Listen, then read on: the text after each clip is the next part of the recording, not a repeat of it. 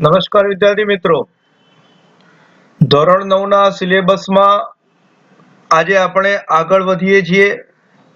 આજે આપણે ચેપ્ટર 13 ઇન્ટરનેટનો પરિચય કન્ટિન્યુ કરીએ છીએ.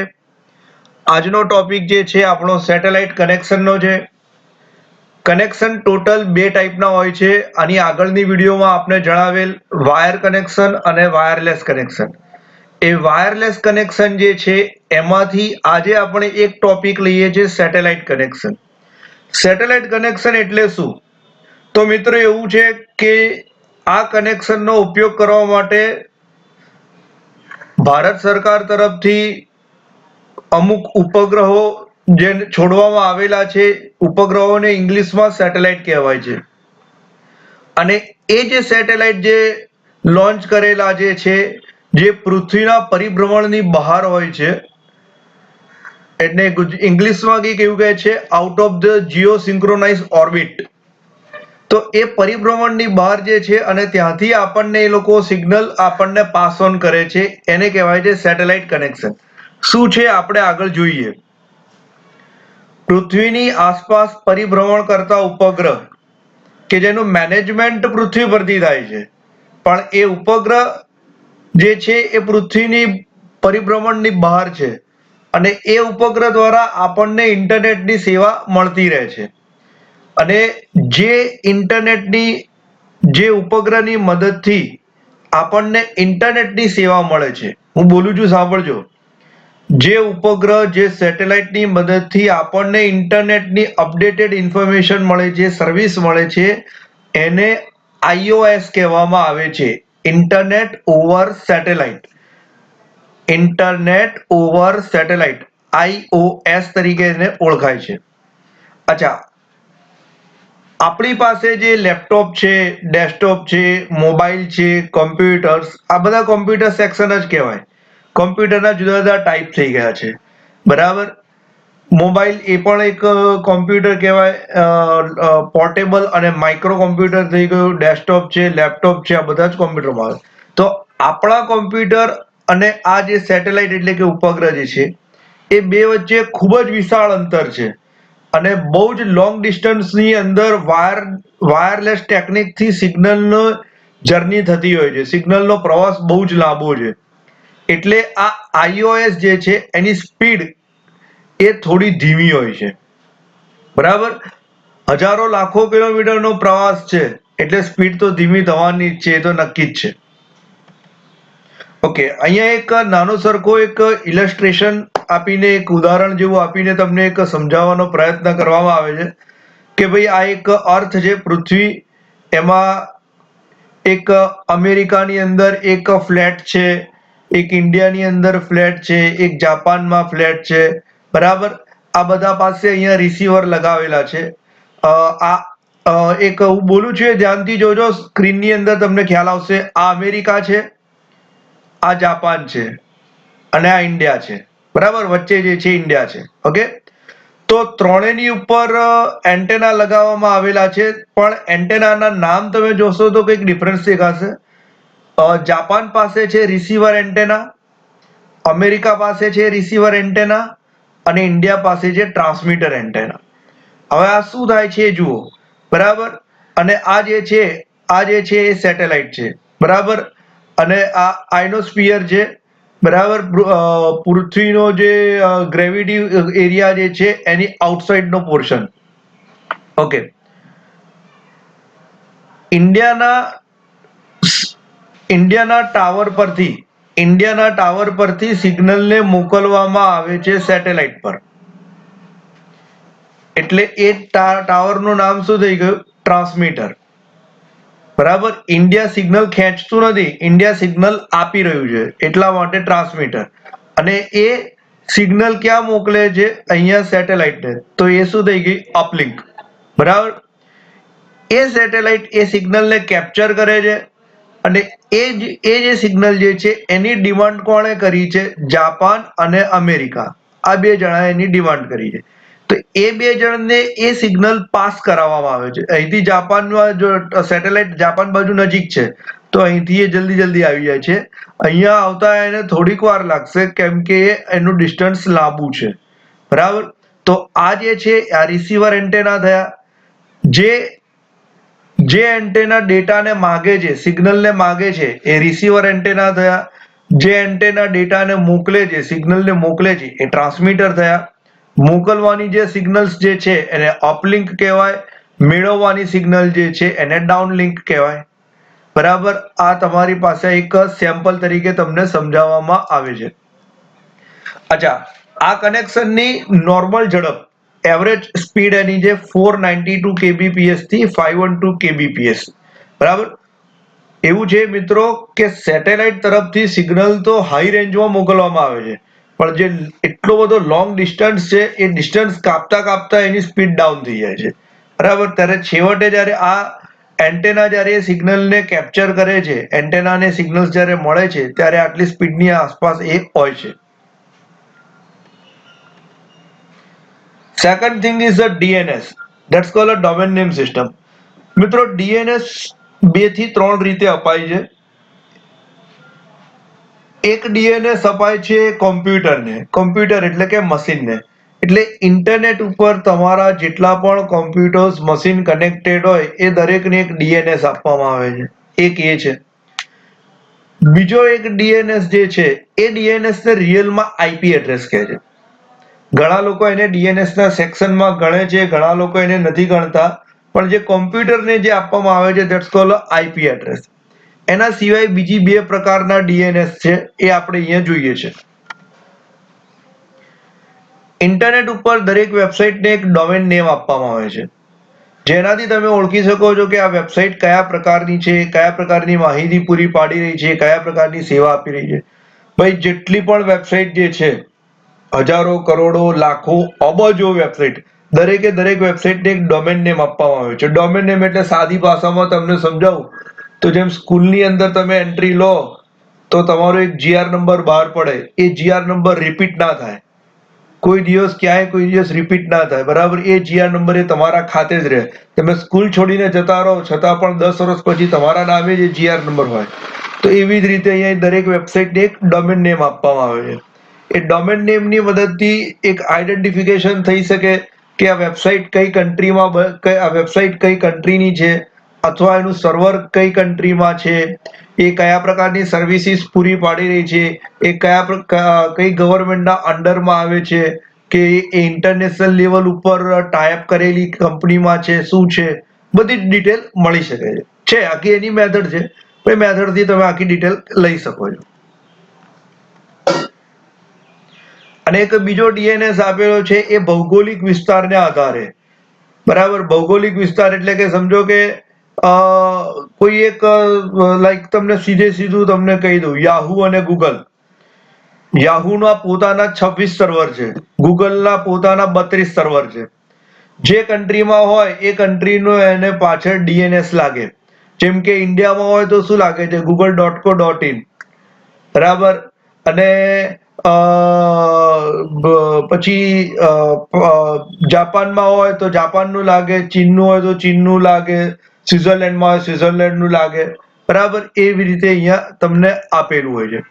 બરાબર, એક તો એક વેબસાઇટને ડોમેન નેમ આપવામાં આવે છે, અને બીજું ભૌગોલિક વિસ્તારને આધારે આવે છે. આ જે છે એની અંદર મેઇન મહત્વ વસ્તુ આ છે કે વેબ સર્વર, એ વેબસાઇટનું સર્વર જે કન્ટ્રીમાં હોય, જે દેશમાં હોય, એને આધારે કામ થાય છે. શું છે આપણે અહીંયા જોઈએ. આ પહેલો સેક્શન આપ્યો છે કે કોઈ પણ વેબસાઇટની પાછળ ડોમેન નેમ હંમેશા મિત્રો ડોટ થી શરૂ થાય. અહીં વેબસાઇટનું નામ આવે www.yahoo.com. બરાબર, પછી www.india.gov. બરાબર, એવી રીતે હોય, એટલે શરૂઆત અહીંયા ડોટ થી થાય. એટલે જો .com હોય તો એવું સમજવાનું કે બિઝનેસ માટેની વેબસાઇટ તમારી બનાવેલી છે. પછી GOV હોય તો કે ગવર્મેન્ટ વેબસાઇટ છે. ORG ઓર્ગેનાઇઝેશન જે છે તો એ બિન વ્યાપારિક સંસ્થા છે. EDU એટલે કે એજ્યુકેશન એટલે શૈક્ષણિક. ઇન્ફો એટલે ઇન્ફોર્મેશન એટલે ખાલી માહિતી આપવાની. કોઈ ફોર્મ એની પર ભરાય નહીં, કોઈ પેમેન્ટ એની ઉપર થાય નહીં, online form fill up, online payment કશું જ નહીં, તમને ખાલી બધી ઇન્ફોર્મેશન મળ્યા કરે. મિલ એટલે કે મિલિટરી, .net એટલે નેટવર્ક રિલેટેડ આવે છે. કોઓપ, આનું ફૂલ ફોર્મ થાય કોઓપરેટિવ. આપણે બેંકમાં મિત્રો આ નામ સાંભળીએ છીએ, કાલુપુર કોઓપરેટિવ, નૂતન નાગરિક કોઓપરેટિવ, સરસપુર કોઓપરેટિવ. એ કોઓપરેટિવ એટલે કે સહકારી સંસ્થા, સરકારી નહીં હો, સહકારી. સરકારી અહીંયા ઉપર છે, જીઓવી સરકારી, આ સહકારી છે. આઈએનટી એટલે કે ઇન્ટરનેશનલ, આંતરરાષ્ટ્રીય, અને એરો એટલે કે જે એરોપ્લેન્સ વાળાની જે વેબસાઇટ જે હોય, જે કંપનીઝ જે છે એ લોકોની વેબસાઇટ હોય, એ લોકોની ઇન્ટરનલ એક કન્ટ્રીથી બીજી કન્ટ્રી જોડે એ લોકોનું ઇન્ટરનલ કનેક્શન માટે જે હોય એ વસ્તુઓ છે. બરાબર, આ એક વસ્તુ છે. સેકન્ડ ડીએનએસ આપણે જોઈએ છે, ભૌગોલિક વિસ્તારને આધારિત. .in તો ઇન્ડિયા, એયુ ઓસ્ટ્રેલિયા, યુએસ એટલે America, JP Japan, PK Pakistan, CA Canada, HK Hong Kong, NP Nepal, CN ચીન અને યુકે ઇંગ્લેન્ડ. અચ્છા, એક વસ્તુ મિત્રો હું બોલું છું, ધ્યાનથી સાંભળો. જ્યારે કોઈ પણ વેબસાઇટમાં એક ડોમેન હોય, સિંગલ ડોમેન, તો ક્યાં તો એ 3 અક્ષરમાં હોય, ક્યાં તો 4 અક્ષરમાં હોય. તમે આની અંદર તમે જુઓ, મોટા ભાગે તમને 3 દેખાય છે, કોક જે છે એ 4માં છે. ઇન્ફો, કોઓપ અને એરો એ 4માં છે, બાકી બધા 3માં છે. એટલે કોઈ પણ વેબસાઇટ જો સિંગલ ડોમેન નેમ થી આવે તો એની અંદર 3 કે 4 અક્ષર હોય. અચ્છા, ડબલ ડોમેન નેમ થી આવે, ડબલ ડોમેન નેમ, બરાબર, ત્યારે આ જે ડોમેન નેમ જે છે આમાં થોડું કટિંગ થઈ જાય, બરાબર. એ 2 કેરેક્ટરમાં થઈ જાય, 2 અક્ષરમાં થઈ જાય, 2 અક્ષર આના અને 2 અક્ષર આના, બરાબર. હું તમને સાદું સમજાવું, જુઓ, yahoo.com સિંગલ ડોમેન નેમ થઈ ગયો, ખાલી .com નો ડોમેન નેમ, બરાબર. અને yahoo.co.in, પેલું .com જે છે ઇન્ટરનેશનલ લેવલ પર છે, .co.in એટલે પ્રોપર ઇન્ડિયા લેવલ પર. google.com સિંગલ ડોમેન નેમ અને google.co.in, બરાબર. હવે તમે google.com તમે કરો ને તો એ ડાયરેક્ટ એક્સેસ કરશે, એ ઇન્ટરનેશનલ વેબ સર્વર જે છે ત્યાં એક્સેસ કરશે. અને google.co.in એવું લખશો ને તો એ પ્રોપર ઇન્ડિયાના સર્વર ઉપર જ એક્સેસ કરશે, બરાબર. એટલે ભૌગોલિક વિસ્તાર વાળો ડોમેન છે એ સેકન્ડ આવે. જ્યારે 2 ડોમેન નેમ સાથે કામ ચાલતું હોય ત્યારે એ સેકન્ડ નંબર કોનો આવે? ભૌગોલિક. google.co.in એટલે સેકન્ડ નંબર પાછળ, બરાબર. વર્લ્ડ વાઇડ વેબ, ઇન્ટરનેટની મદદથી આપણને અપડેટેડ ઇન્ફોર્મેશન મળે છે, બરાબર. એ જે ટેકનિકથી આપણને મળી રહી છે એ ટેકનિકને કહેવાય છે વર્લ્ડ વાઇડ વેબ. અને એને 3 નામથી ઓળખાય છે, www, W3 અને વેબ. ઓકે. સ્વિટ્ઝરલેન્ડની અંદર એક લેબોરેટરી છે, CERN, European organization for nuclear research. મિત્રો, ફિઝિક્સની અંદર આ લેબોરેટરીનું નામ બહુ જ ઊંચું છે, અનબિલિવેબલ હાઈ લેવલ છે. ગૂગલ ઉપર ખાલી આટલું લખશો ને, સેન સ્વિટ્ઝરલેન્ડ, તો તમને જે ફિઝિક્સ લેવલના જે સેક્શનો એમાં જોવા મળશે લેબોરેટરીના, મગજ કામ નહીં કરે. કરોડો ડોલરના ખર્ચે બનાવેલા સેક્શનો જે છે, બરાબર, ફિઝિક્સ ઉપર એનું આ કામ બહુ જ ઊંચું છે.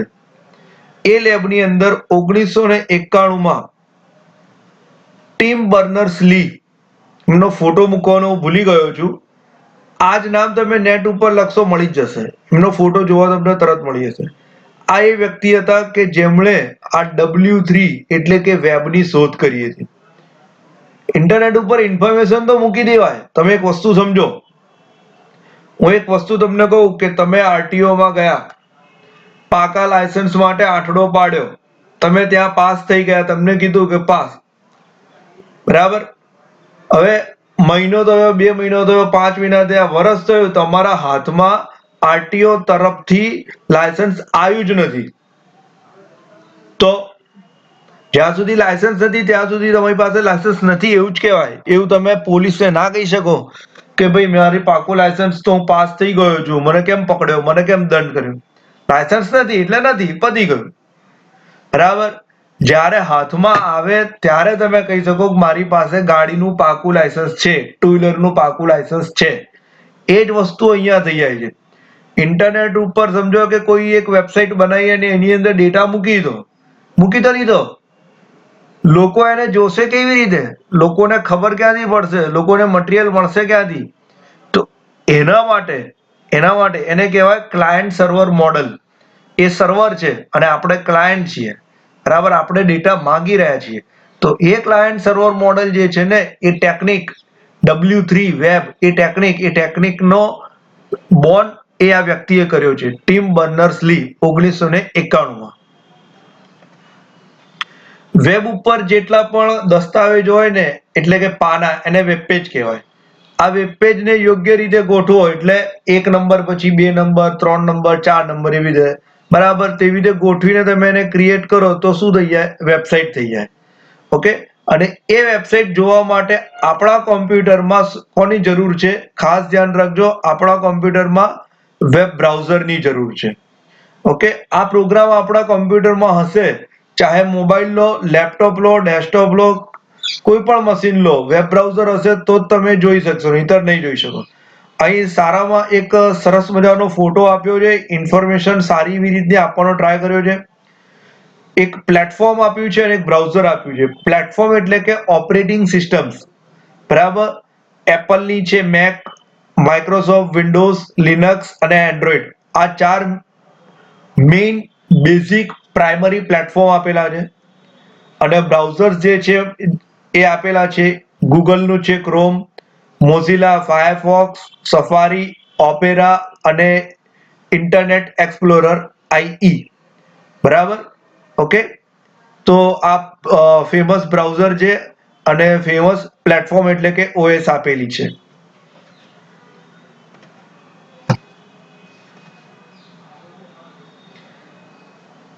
નેક્સ્ટ આવે છે આપણી પાસે URL.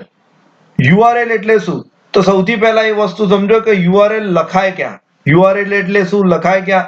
એક વસ્તુ સમજશો, બધું વસ્તુ એમને એમ ખબર પડી જશે. તમે બ્રાઉઝર ઓપન કરો, કોઈ પણ બ્રાઉઝર ઓપન કરો અને આ જે છે આ જગ્યા કે જેને એડ્રેસ બાર કહેવાય છે, એડ્રેસ બાર, જ્યાં તમે નામ લખો છો www.google.com, www.hbkapadia.com, બરાબર? તો એ જે લખ્યું છે, જે તમે www.something.com, એને કહેવાય URL, બરાબર? યુનિફોર્મ રિસોર્સ લોકેટર, બરાબર? એક નામ જે છે, એક વેબસાઇટને એક નામ આપવામાં આવેલું છે, એ નામ બીજી વેબસાઇટને ન અપાય. એટલે શું કહે છે? અનન્ય, અજોડ અને યુનિક. વેબપેજને એટલે કે વેબસાઇટને અનન્ય, અજોડ અને યુનિક રીતે ઓળખવા માટે યુનિફોર્મ રિસોર્સ લોકેટર URL નો ઉપયોગ કરાય છે. આ URL નું બીજું એક નામ પણ ઘણી વખત આપે છે, uniform resource identifier, sorry, URI. સવાલ એ આવે છે કે સર, URL ને URI બોથ આર સેમ કે બોથ આર ડિફરન્ટ? તો એ પણ અહીંયા તમને સમજાવી દઉં, જોઈ લો. આ URL છે, આ URI છે. આપણે પહેલા L ઉપર જોઈએ. L ની અંદર શું આપેલું છે? એડ્રેસ આપેલું છે. એડ્રેસ જે આ લખો છો તમે, ઇંગ્લિશમાં જે તમે લખો છો એ વેબસાઇટનું એડ્રેસ એ URL માં આવે, બરાબર? અને URI ની અંદર એનો DNS પડે. URI એટલે એની અંદર એનો DNS પડે. એટલે આ એડ્રેસ જે છે, બરાબર, એનો એક નંબર હોય, લાઈક સમજો કે એક્ઝામ્પલ તમને આપી દઉં, 192.167.25.27, 192.168.25.27. તમે એવું લખો છો google.com, google.com લખો એટલે એ જમ્પ મારશે, એ સર્ચ કરશે શું? URI એટલે કે નંબર, બરાબર? નંબર સર્ચ કરશે અને જે નંબર મળશે ને એ નંબર થી સામેની સાઈડ એટલે કે ગૂગલના સર્વર પર રિક્વેસ્ટ જશે. ગૂગલના સર્વર પર google.com નથી જતું. L એટલે નામ અને I એટલે નંબર.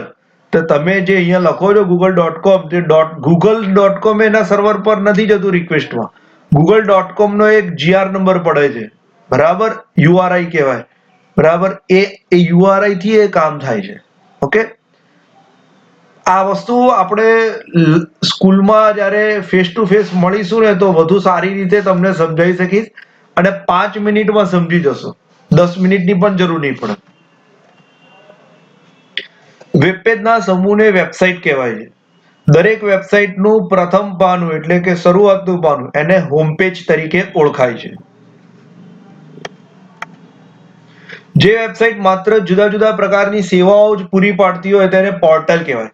કેટલીક વેબસાઇટ એવી હોય છે તમને બધી સર્વિસીસ આપ્યા કરે કે ભાઈ તમે આની પર ક્લિક કરો તો તમે અહીંયા જશો, તમે આની પર ક્લિક કરો, ભાઈ આની પર ક્લિક કરો તો તમને બેંકની સર્વિસીસ માટે માહિતી મળશે, આની પર ક્લિક કરો તો પ્રાઇવેટ સર્વિસીસની માહિતી મળશે, આની પર ક્લિક કરો તો આ વસ્તુ મળશે, આની પર ક્લિક, બધા એક તમને અહીંથી સર્વિસીસ આપે, એને પોર્ટલ કહેવાય. વેબ પેજમાં એક પેજ પરથી બીજા પેજ ઉપર જવા માટે હાઇપરલિંક નામની એક લિંક, વેબ લિંક હોય છે. આપણે 9મા ધોરણમાં ભણી ગયેલા વસ્તુ છે, બરાબર. 9મા ધોરણનો પ્રેક્ટિકલ વસ્તુ છે હાઇપરલિંક. HTML ની અંદર આ સૌથી અગત્યની વસ્તુ છે હાઇપરલિંક. અને હાઇપરલિંક બે રીતે અપાય, ટેક્સ્ટની પણ હાઇપરલિંક હોય અને ફોટાની પણ હાઇપરલિંક હોય, બરાબર. અચ્છા, ટેક્સ્ટ ઉપર જે હાઇપરલિંક ક્રિએટ કરવામાં આવે છે, તો જે વર્ડની ઉપર તમે લિંક ક્રિએટ કરી છે, જે વર્ડની ઉપર, અહીં તમે ધ્યાનથી જુઓ, તમને કંઈક દેખાતું હશે, લખેલું છે, એનો કલર કયો છે? બ્લુ. નીચે અંડરલાઈન છે અને આ જે સિમ્બોલ જે છે, હેન્ડ સિમ્બોલ આપેલો છે, બરાબર. તો જે લખાણ તમારો હાઇપરલિંક હશે, જે લખાણ ઉપર તમે હાઇપરલિંક ક્રિએટ કરી હશે, લાઈક સમજો કે અહીંયા મેં લખ્યું છે આઈ એમ એન એન્કર વર્ડ, તો આની અંદર હાઇપરલિંક કોની પર ક્રિએટ કરી છે? ખાલી એન્કર ઉપર. કેવી રીતે ખબર પડે? તો ભાઈ એક તો એનો કલર બ્લુ છે, બીજું એની નીચે અંડરલાઈન છે, અને ત્રીજું આની ઉપર જ્યારે તમે કર્સર લઈ જાઓ છો ત્યારે કર્સર આ પોઝિશનમાં નથી રહેતું, એ આવો હેન્ડ સિમ્બોલ બની જાય છે. અને હેન્ડ સિમ્બોલ બની ગયા પછી તમે એની પર ક્લિક કરો ને તો એ આ પેજથી બીજા પેજ ઉપર ક્યાંક જમ્પ મારે છે, બરાબર. તો એને કહેવાય એન્કર ટેક્સ્ટ. આખાને એન્કર ટેક્સ્ટ ના કહેવાય, આખી લાઈન એન્કર ટેક્સ્ટ નથી, ખાલી આટલું લખેલું છે એન્કર ટેક્સ્ટ છે. આ જે લખેલું છે એને એન્કર ટેક્સ્ટ કહેવાય, બરાબર. Okay, hyperlink anchor text clear થાય છે. વેબ પેજ બનાવવા, સુધારા વધારા કરવા અને લિંકોની ગોઠવણ કરવા, ક્રિએટ પણ કરો, એડિટિંગ પણ કરો અને સેટિંગ પણ કરો. આ બધા માટે તમારે એક લેંગ્વેજ વપરાય છે, લેંગ્વેજનું નામ છે HTML, હાઇપરટેક્સ્ટ માર્કઅપ લેંગ્વેજ. 10મા ધોરણની અંદર સિલેબસની અંદર આ વસ્તુ આપેલી છે. જ્યારથી 10માના સિલેબસમાં HTML મૂક્યું છે ત્યારથી એક આપણી પાસે હિસ્ટ્રી એવી બની છે કે જ્યારે જ્યારે સ્ટુડન્ટ્સ 10મા સ્ટાન્ડર્ડમાં HTML ચાલુ કરે છે અને કન્ટિન્યુ કરે છે, તો દિવસે દિવસે એનો ઇન્ટરેસ્ટ એમાં વધતો જાય છે, એને એમાં મજા આવતી જાય છે અને એની પોતાની જાતે શીખતો જાય છે. જેમ સ્ટુડન્ટ્સે વારે ઘડીએ કહેવું પડે, ટોકવું પડે, શીખવાડવું પડે, એવું અહીંયા ટોકવાની જરૂર નથી પડતી. થોડું બોલો અને ફટાફટ કામ થાય છે, થોડું સમજાવો અને ફટાફટ આગળ વધતો જાય છે, બરાબર. એ છે તમારી પાસે HTML. આ HTML ને વર્ક કરવા માટે પ્રોટોકોલ વપરાય છે, બરાબર.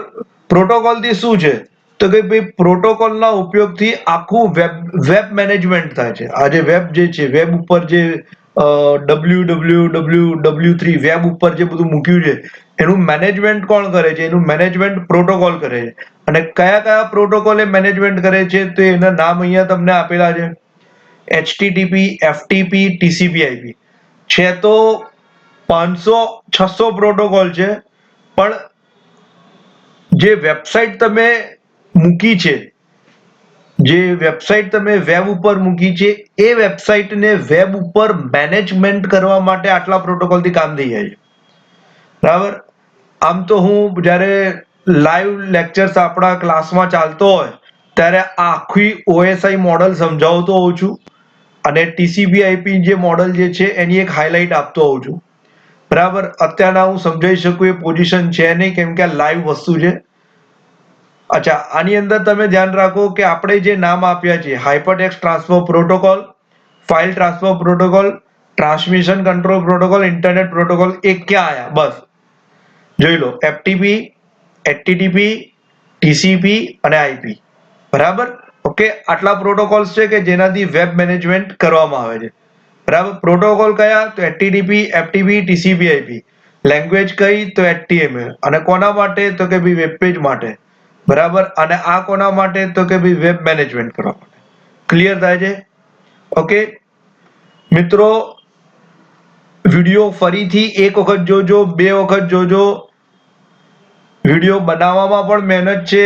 વિડીયો તમારે સમજવી તમારા માટે જરૂરી છે. કેમ કે અગાઉ પણ કહી ચૂક્યો છું તે પ્રમાણે આ ચેપ્ટર જે છે એ જનરલ નોલેજનું છે, ખાલી સિલેબસ પૂરતું છે નહીં. Okay, thanks for watching. Like, share and subscribe આલ્સો.